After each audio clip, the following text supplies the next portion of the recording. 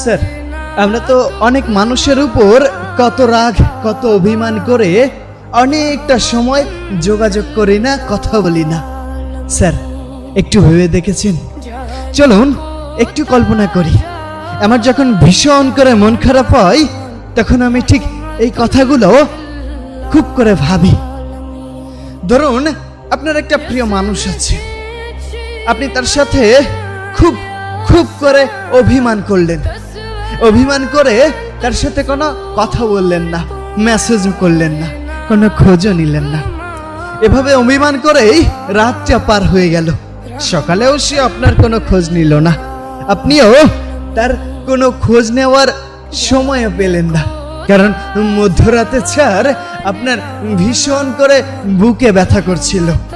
ওই যে কিছু হারিয়ে গেলে যেভাবে করে বুকে ব্যথা করে, কেমন জানি দম আটকে আসে, বুকটা চেপে ধরে, ঠিক সেই সময় আপনার ভীষণ করে তার সাথে কথা বলতে ইচ্ছা করছিল, কিন্তু আপনি আপনার ইগোর জন্য তাকে মেসেজ দেননি, কোনো কল দেননি।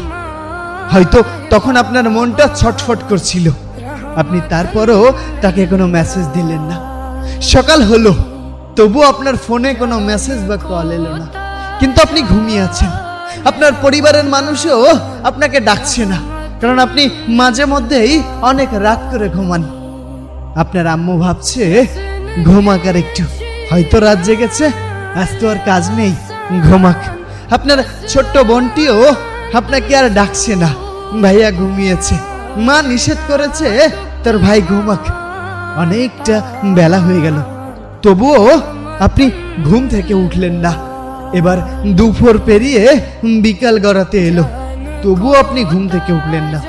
এবার মায়ের মনে একটু চিন্তা হতে লাগলো, মা ভাবছে এবার তো কিছু খেতে হবে।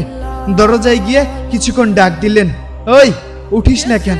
আপনার নাম ধরে অনেকক্ষণ ধরে ডাকতে থাকলো, কিন্তু আপনি কোনো সাড়া দিচ্ছেন না। মা আবার কাজে ব্যস্ত হয়ে গেল। কিছুক্ষণ পর আবারও মায়ের মনে খটকা লাগলো, কিরে আমার সোনা তো এত সময় ঘুমায় না।